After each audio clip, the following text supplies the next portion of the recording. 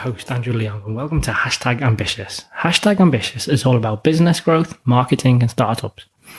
I interview entrepreneurs and high performers about their businesses, their journey, their struggles, and how they're growing their businesses or career. In this episode, we have Phil Birss, co-founder and MD of Elephant Digital. Elephant Digital is a creative agency based in Liverpool, delivering branding, website development, and digital marketing services.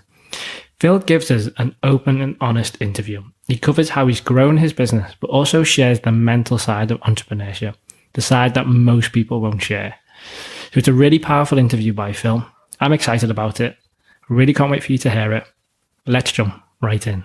Right, Phil, thank you so much for being on the podcast. I've been wanting to do this with you, so really appreciate your time to do it. So could you just introduce yourself and about Elephant Digital and Mammoth Investments and just, everything, what's going on in your life and who you are? Okay, well, I'm Phil Birss. I wear a couple of hats. Okay. I have the simple hat is, if you look at me on LinkedIn, you'll see that my first hat is owner and managing director of Elephant Digital. So Elephant Digital is a digital creative agency based in Liverpool. I've rehearsed that a few times. Got to get that right if you work in marketing. So we've been going 5 years as a business, and we're based at Liverpool Science Park, which is where we are here today. Really simply, we do branding, websites, and digital marketing. And we work with clients. We like to place the clients that we work with as entrepreneurial spirited, entrepreneurial minded organizations that are looking to grow. We like to work with people that grow, basically. So that's the first hat that I wear. The second hat that I wear is my marketing consultant, my strategic marketing consultant, my investment side. And that's basically me just looking for other interesting projects where I can add value, basically. So I've got 2 or 3 projects on the go at the moment, which I can't go into a lot of detail today because they're still under NDA and still just waiting to get investment improved. Yeah. So delighted to talk about that on a future podcast, I'm sure. I also do some training and some consultancy. So some companies will come to me and say, Phil, we want to grow. How do we get there? We've heard marketing is the solution, and we'd be delighted to hear your perspective on it. So that's kind of a very interesting part of what I do on that side. And then there's the training bit, which is basically delivering courses for marketeers, for business owners, for entrepreneurs, on a variety of subjects, but predominantly around marketing and business growth. So that's me. So I also read that you lecture on an MBA as well in the University of Liverpool. Is that right? Lecture would be a strong word. I don't think the HR department would agree with you. I speak to the MBAs a couple of times a year at Liverpool University. It's normally on practical subjects, really. So it's normally things around, getting the best use of Google Analytics or social media or brand building. I love speaking to the MBAs. They're brilliant guys and girls. There's such an engaged audience. They're really passionate about business growth and about entrepreneurship, and every question they ask is just a really intelligent question. Respectfully, the undergraduates, they're slightly different. They're slightly, earlier on in their journey. I speak to the undergraduates a couple of times a year as well. And that's a bit more about campaigns. So they're probably working on a project around a marketing campaign or something, and they're just looking for an external perspective or a perspective from a practitioner, I guess. So I try to give them some pointers in the right direction. How are you fitting all this in? It just sounds like your diary's jam-packed non-stop. Yeah, I mean, you wouldn't believe I also have a 10-month-old baby as well. Oh, wow, congratulations. Oh, thank you. Congratulations in some senses, yeah, definitely, yeah. It's tricky, it's really difficult. Being a parent, being a business owner is hard. And, myself and my partner, Joe, we talk about this quite a lot. This balance between work and home life is tricky. And, we always talk about it being a balance between the short and the long term.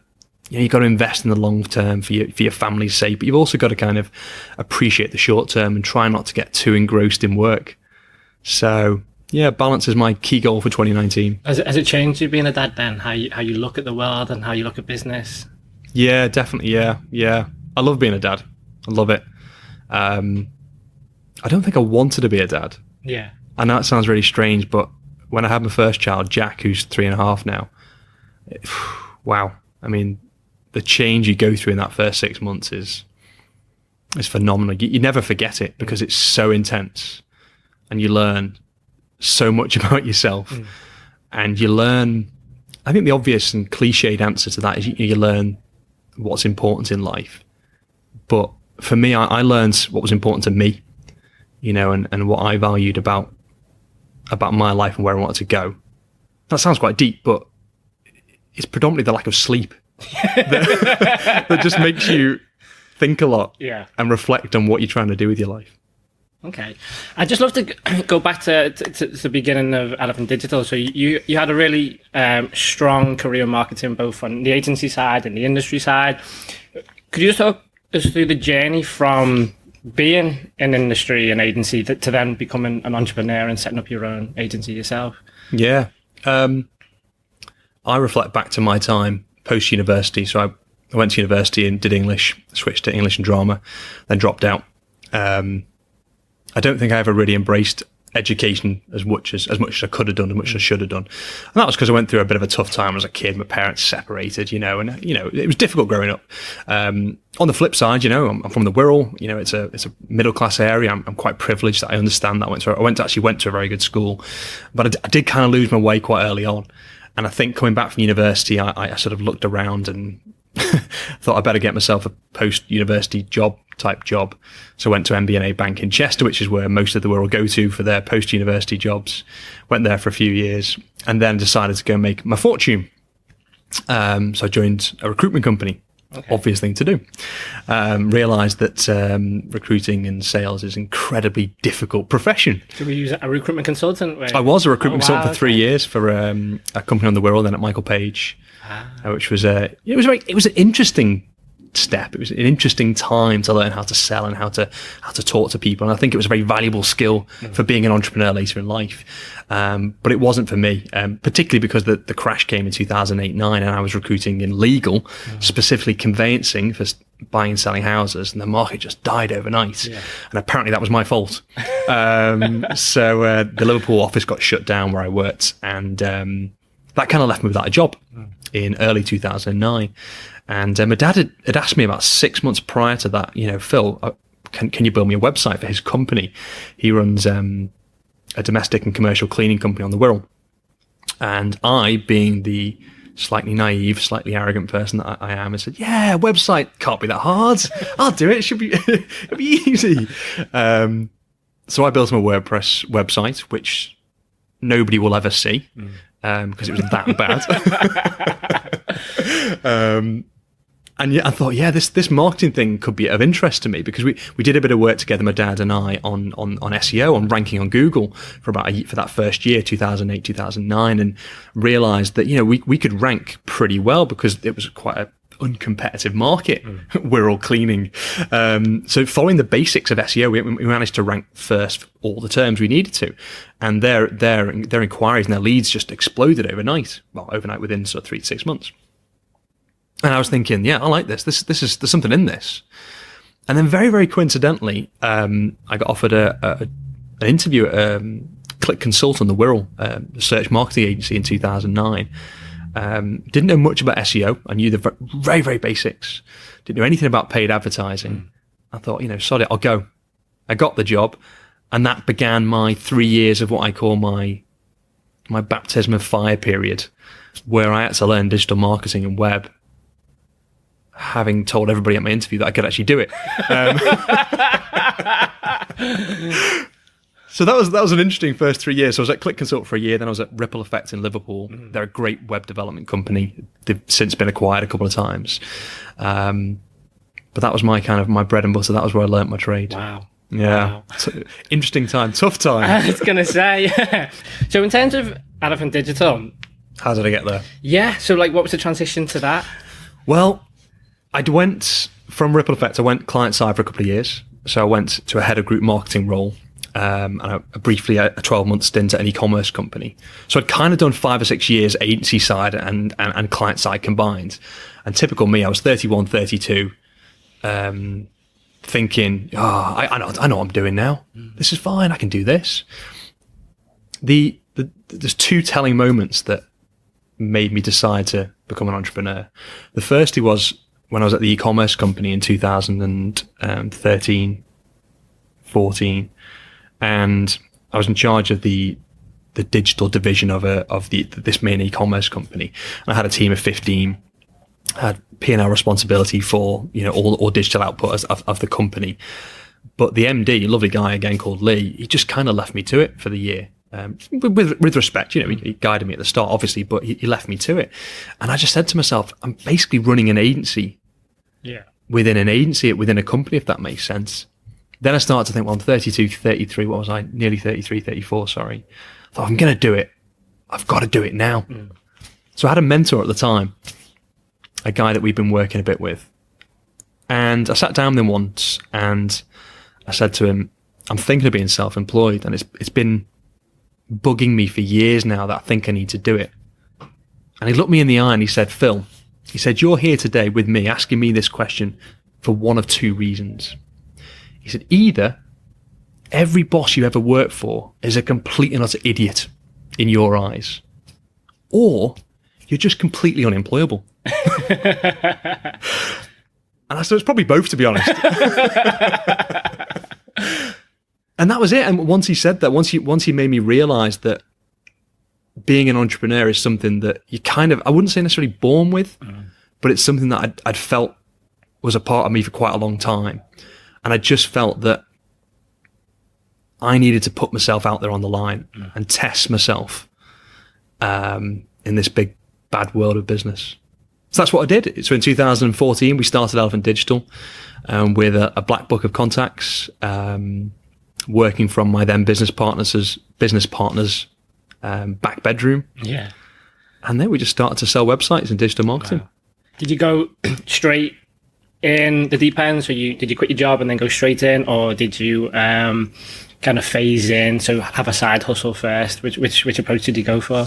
We did a month or two of side hustling, but that was more a business development hustle, really. So we just started to tap up a few of the contacts we had, and then we got £10,000 loan from MSIF in Liverpool, and we put another £5,000 in of savings, because it was only just the two salaries at the time. We didn't need any officers or any staff or anything, so we thought, well, that'll keep us going for 3 or 4 months, and we just kept it lean. Worked from my business partner's back bedroom. We had our own cars, had our own laptops, had our own phones, and that was it. And just, we had one client who happened to be the mentor guy that I was talking about before, and he said, yeah, come on, build me a website and do a bit of marketing for us. And that was it. And, looking back now, what a ridiculous thing to do. What was I thinking? It does sound absolutely terrifying. Yeah. So from your business, when you started it, from now, there's obviously, you've gone through massive growth. It's massively different.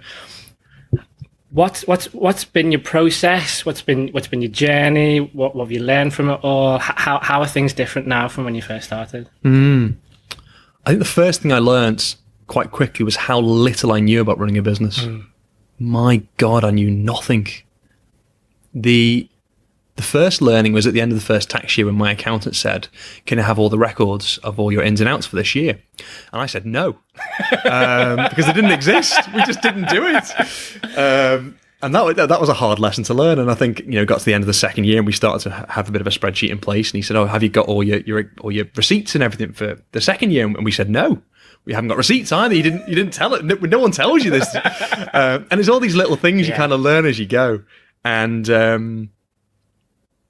I think that the second learning, which is really, really important, is that, for the first couple of years, it's largely about sales. It's largely about business development. It's about getting the deals over the line.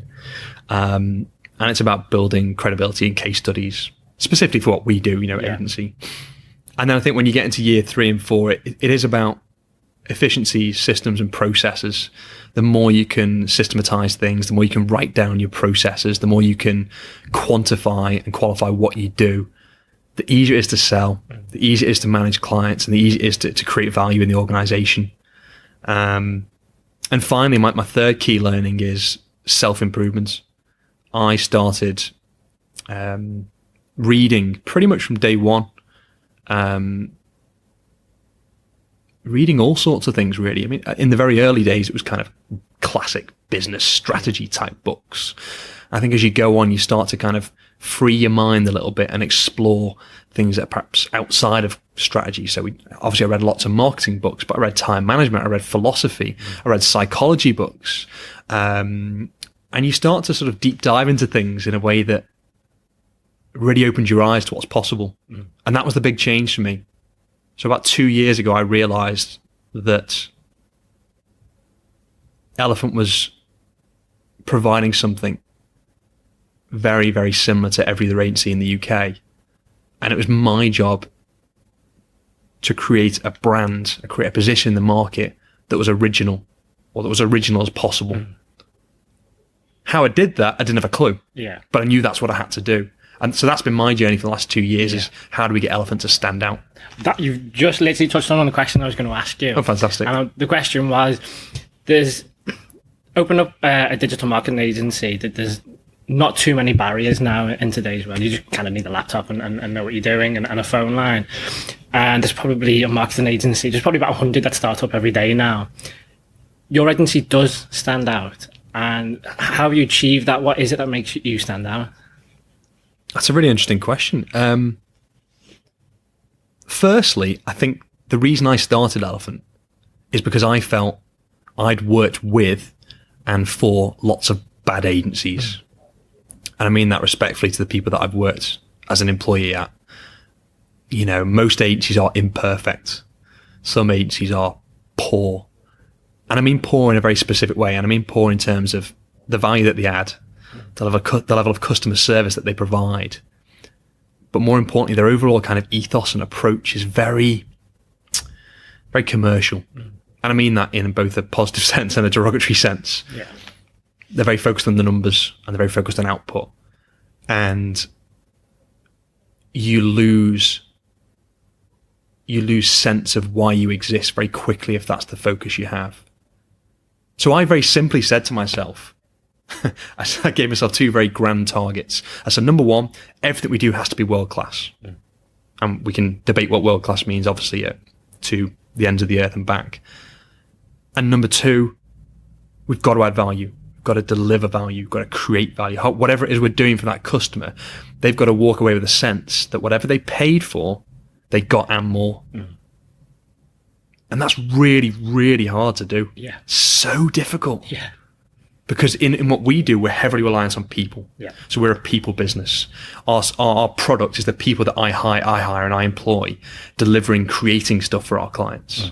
So the quality of that final output is dependent on the quality of my management style and my management technique and my ability to get the best out of my people. And that's hard. Yeah. You don't, that's not instinctive. You have to practice that. And my gosh, have I made mistakes along the way. So is that where you spend most of your time? You spend most of your time at the strategic level and management level rather than actually being involved with the client, or is there a bit of a split between? I'm not a very good website developer. I'm not a very good designer. I'm a moderate writer. I think I'm best placed in front of clients and in meeting rooms such as this, working with clients to help them find that value. I thoroughly enjoy the brand process. That's the bit that I really get a kick out of. So when a client comes to me and says we need to either create a brand or revive an existing brand, that's the bit that I'm going, yeah, that's me. I'll lead that session. I'll be in that room. And then I leave all the other, let's call it what it is, hard work to the guys that I've got here. So I try to hire good people and I try to train the team as best I can. And I'm a firm believer in hire people better than you. Yeah. Firm believer in that. So that's another key learning I have from the last 5 years is, be really, really slow to hire and be really quick to fire if they're not right. So how do you find your staff? Do you have values? What do you look for? Okay, so I can't believe you're going to make me say this. Okay, so when we interview people, we've got 3 really simple rules. I mean, yes, we've got values and we've got mission statements and all that kind of stuff, but we don't really focus on that. When my team interviews to replace someone that leaves or for a new hire, we've got 3 simple questions. Question number 1 is, can they do the job? And that means practical skills. Can they build? Can they develop? Can they design? Can they account manage? Whatever it is. Number 2, are they on brand for Elephant? And by that, what we mean is, will they strive with us to be world class? Will they fit in with the team, the personality? Will they go the extra mile, all the kind of standard cliches? But will they fit in? Will they add something to the team? And rule number three is, will they, on a Friday at 5 o'clock, when it's been a crap week and we've all been up to all hours getting projects done, will they still have the good grace to laugh it off and say, do you know what? It's just work. We've worked as hard as we can. Let's go and have a pint. Yeah. And I think that says something about the personality and about their ability to work under pressure and about their ability to compartmentalize problems and the way they work. So they're the 3 rules we have. And they've served us pretty well. We've made some mistakes, but they've served us pretty well, yeah. Do you find it difficult? Because Liverpool, a lot of talent tends to go to Manchester and London. Do you find it difficult to recruit at all? Or, I mean, I love Liverpool, but I do know a lot of people do tend to go to Manchester and they do tend to go to London and outside of Liverpool, despite us having really good universities here. Just wondered, how did you struggle at all, or do you find it easy to get talent for your team? I think we struggle in one sense and we find it easy in another sense. We struggle for all the things you just mentioned, Andrew. You know, I work with the university and I talk about this problem with some of the lecturers there and some of the heads of departments, and they share our kind of frustration with the kids coming out of university who are very academically minded, probably lacking in some of the practical skills they can apply in that first year. And that's frustrating for an agency because we kind of need people to almost hit the ground running. And for example, when I hired a developer about 6 months ago, Matt, you know, he came in as an apprentice, but he could already develop, if that makes sense. He'd already had the skills. He could build a website top to bottom, and he's 17. Wow. But he'd been doing it for a couple of years. He'd taken it upon himself to learn the process himself, and what he needed was polishing and refinement and support, if that makes sense. Yeah. So there's that side. And the second side, I suppose the easy bit really is that, generally speaking, I either hire relatively junior people, you know, like Matt, for example, so we can kind of train them up and we can kind of guide them. Or I prefer to hire on personality and on kind of values and stuff rather than skill set. And people come to me in the interview and they say, fella, I can't do the 3 things you put in the CV. Why am I here? And I'm like, because I saw something in you that I think I can help. I can add some value to your career. So yeah. Brilliant. Fantastic. Good and bad. I've got a million questions. I'm sorry, this could probably be going a little bit all over the place, but I just really, so many things to ask you. Go for it. And one of the things I'm really interested in is I do love this kind of the startup phase, and you probably don't classify as your startup anymore, are you? But in your startup phase, when there's 2 of you, I just really interested. You work from the back bedroom, and you're doing business development, but you've also got to look after your clients. How are you going about all that? What does your day look like and your week look like? I'm trying to remember back now. It feels like you say 5 years ago. For me, it's like 50 years ago. It's like so long ago. I'm involved in a startup as well at the moment. I've got this other project that I can't talk about. Forgive me, but it's just about to go into that startup day 1 phase in the next 4 to 6 weeks. And I'm nervous about it, you know, because I'm thinking I've just spent 5 years getting away from that startup phase. You know, I've been there, done that now.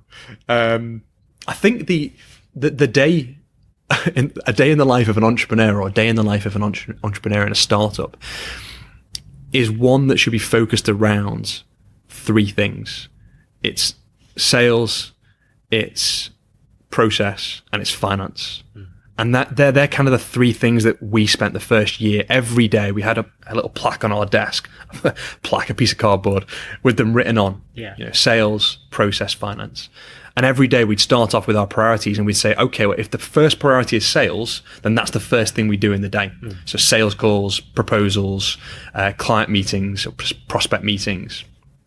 Then after that, we said, okay, if that's all done for the morning, the next thing we're going to do is try and create processes, because we knew that processes and process-driven companies are the ones that go on scale and that create value within their ecosystem. So it's really simple things such as, you know, in year 1 we had an accounting system and we quite quickly learned that it was a rubbish accounting system. So we thought we've got to move to Xero. That process of moving between two accounting systems was really painful. And it took us the best part of a year. But every day we were chipping away little bits and bobs and speaking to the accountant and migrating stuff across and etc. So it's all about creating better processes. And that can be people process, it can be systems, it can be software, it can be even just in the office, how you welcome people. Create a better system, organize it, schedule it, write it down. And in theory, you'll be more efficient and that'll make your time more useful. And then step 3 is finance. So once you've done your sales in the morning, once you've done your processes, finance, as we said at the start, the bane of every startup's life, make sure you get your finances in place. So things like track your ins and outs, make sure you look at your expenses, and then maybe move on to the slightly more kind of important stuff, such as your P&L and cash flow planning. So the best tip I've got for cash flow planning is to have a rolling 8 or 12 week cash flow forecast spreadsheet. We use Google Docs because you can work multiple users at the same time. But having that 12-week 8-week cash flow planning really, really helped keep us honest. So every day we'd look at that cash flow spreadsheet and we'd know whether we were going to get paid at the end of the month. And that motivates you. It really, really motivates you to focus on those 3 steps. Because if the cash flow says you're going to struggle, you go back to step 1 and you focus on sales. I really like that. Yeah, that's brilliant. I really, really like that. That's a good takeaway. So what's been your biggest challenge to date then, and how did you overcome it? Wow, my biggest challenge. The second biggest challenge was having children during the startup phase, during that first 2 or 3 years. It was hard. Myself and my business partner started the company, and then within 3 months of starting the company, both our wives were pregnant at the same time. They both had babies within 4 weeks of each other, which was just over a year into the business. That was incredibly difficult. Really, really hard. Hard on me, hard on, my family, my relationship with myself and my partner, and hard on the relationship between myself and my business partner at the time, Rob. Very hard. Because suddenly you've got 2 people not sleeping, 2 people struggling to get through the day and stay awake. And you've got 2 people that struggle to see the long term, which is the problem when in that first 6 months of having a kid, you just can't see past the next day. So forecasting and planning becomes so difficult.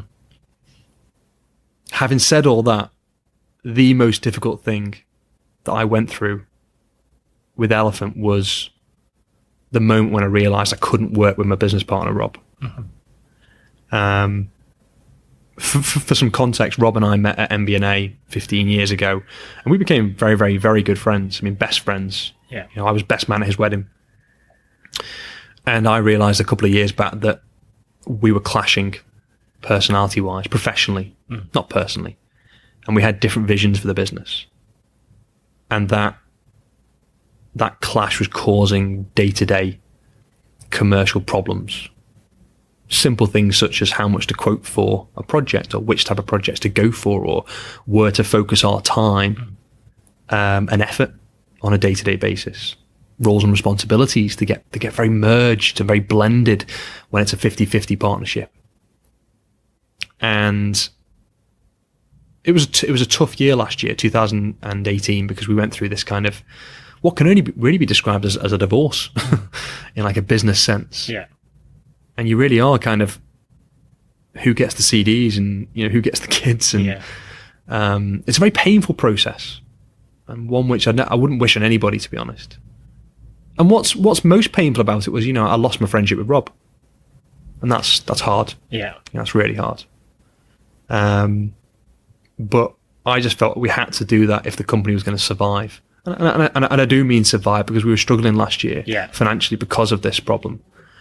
But we got through it, and we agreed on a deal last October, signed on the dotted line, and Rob exited completely. So I'm now the sole owner, and you look forward, don't you? Wow. Okay, so what are your plans now for the future, since you've got complete ownership? Where you taking the business now? Oh, great question. So I don't think the core plan has changed. Still 3 service towers, brand, web, and digital marketing. We're going for £1 million revenue. That's pretty straightforward. That's what most agencies are trying to do. We had a plan to get there within 6 years. That's what Rob and I had, this plan. That was hit very hard by the split between Rob and I. So we're just under 500 now. So I've got another 2 or 3 years of focusing on sales and growth. Changed a few things around in the team here. So I brought in an office manager, which has made me far more efficient. Back office, far more efficient. She's taken away all the legal, all the finance, all the office management, all the HR stuff. So I'm freeing myself up. And the second thing that I'm really focusing on this year for 2019 especially is building my personal brands. And I've realized, looking at people like Gary Vee and like Daniel Priestley, that all you really have in life is your own personal brand. It's really the only asset you've got. You know, when you break it all down, that's the only thing that perhaps you can rely on as well. Yeah. That's not reliant on other people. So I'm focusing really hard this year on creating content. So I've got the podcast, I've got my YouTube channel, across a few of the social media channels. I'm trying very hard to write a book. Please don't ask about the book because it's still in its very formative stages.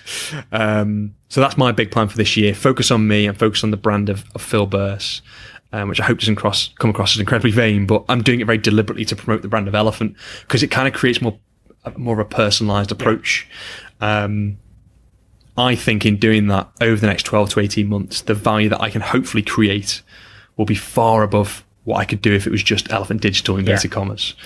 So I'm quite happy with the types of clients we've got and the types of projects we're working on. I like the strategy we've got. We've got the growth plan. And I'm pretty confident we're going to achieve it now that I am unencumbered and free to follow my own route. Awesome. I'm really interested to get to know you as a person as well. Be careful what you wish for. So have you implemented anything in your life recently or in the past 5 years that's had a really big impact, made your life better in some way, whether it's an app or a book that you've read or a sport that you've done or a hobby? Great question. I've always played football since I was a teenager. So I still play every weekend for a open age team, shall we say. It's technically a vets league, but let's call it open age. And I think it's very, very important to stay fit. So I signed up to the gym a year ago and I kind of go there once a year. I try to go there a couple of times a week, straight month, if I can. Myself and my partner Joe, we've been focusing on food a lot. We've been trying to eat more healthy. We're sort of focusing on Joe Wicks and lean in 15, high protein diets. We're also trying to take time for ourselves as well. So, for example, yesterday Joe and I went to a spa day, and we just spent the day just in the spa, swimming, relaxing, talking, and just kind of reconnecting as well. And I think that's really, really important for your personal life, is to make sure you really connect with your partner and your family and spend time with them, not just like physical time, but like emotional time, mental time. Really looking in their eyes and asking them, how are you? And what's going on with you? And then hopefully getting that in return. And that's been so important for Joe and I. I don't think we'd have survived without these moments, these like days we set aside for each other. Because the stress builds up in the entrepreneurial world, and you've got to kind of combat it best you can. Best apps. I don't really use apps, to be honest. I use my diary. My diary is everything personal and professional goes in my diary. Some people find that really strange, but you're the same. I need a diary, physical diary. I love it. Open it up, you know what's going on for the day. I'd be lost without it. Yeah. Without Tracy, my office manager, and my diary, I wouldn't get anything done. Play sport, try and eat healthy, and look after your mental health as well. So I see a therapist regularly, not all the time, but like I go through periods where I kind of see a therapist, and when I've got like anxiety problems, or I've got, just like stress problems, or I've got things on my mind that I just can't shake out of my head.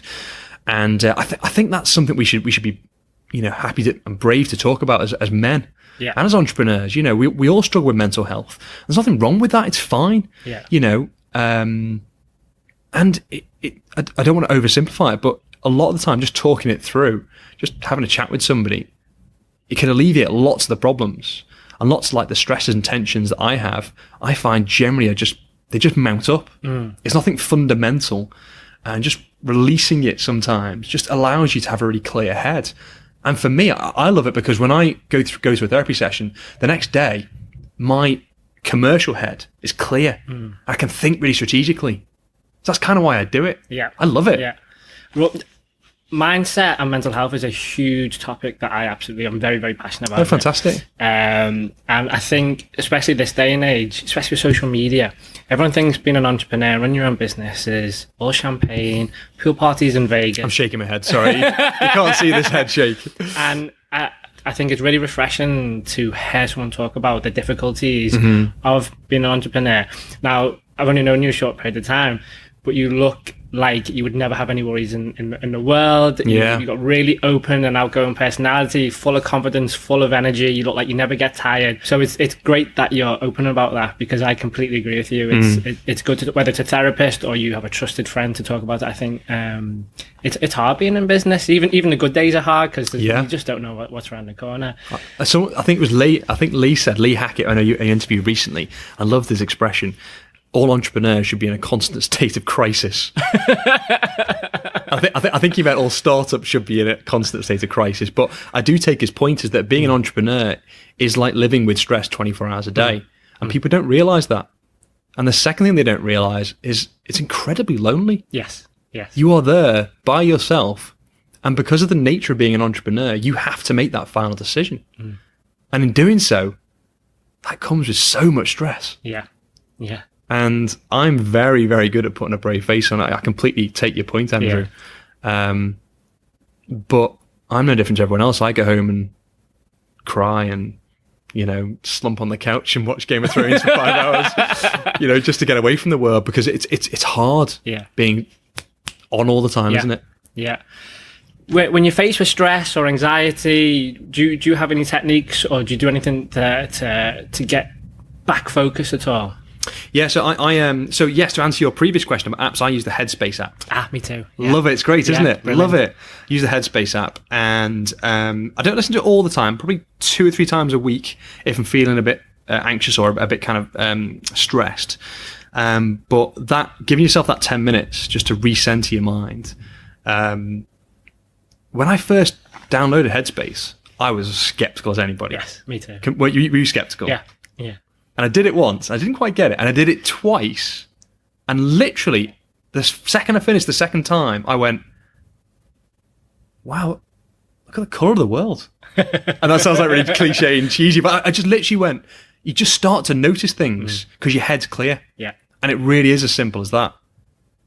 I love the Headspace app. Yeah, me too. I want to be a brand ambassador. Get me signed up, Headspace. It's just a simple app as well. I kind of think, why didn't I think of that app? Yeah, really. And the guy who speaks on it, he's such a lovely guy. His voice is great as well. I listen to it to fall asleep to sometimes, and never get to the end of it. Never get to the end. Calm's good as well. There's an app called Calm, and they do sleep stories, and they're just great to fall asleep to if you're ever having that difficulty. Calm, I haven't heard that one, no. It's really good. And they do things like they'll just have a recording of a crackling fire. Oh, yeah. Or the outside. Sometimes I do that when I'm working on YouTube. I'll just have kind of the sounds of nature on. Yeah. It's just really, really nice. Do you ever lose focus at all? Because you've got so much going on. And if you do, how do you bring yourself back to being focused? That's a great question, and one which I'll answer in a very immediate terms. Last night I was unfocused. Sorry, not last night, the night before last. So Sunday night, as we're recording today. I was tired. It'd been a long weekend, and I got quite demotivated about the company and what I'm trying to do and my kind of motivations. And I remember sitting down with my partner Joe, saying, "Joe, some days I just think I can't do this. It's just too hard, being self-employed." And I think the first step is to tell someone the way you're feeling with no agenda, not expecting any advice back, then and there, just to clear your head. And then the second thing I do then is I try to get away from the office. I try to go somewhere for like an hour, half a day, when I know I'm in that mood and I know I need to get away. So one of my favorite places to kind of go, which I don't get there very often, is just go to the library. I love the library.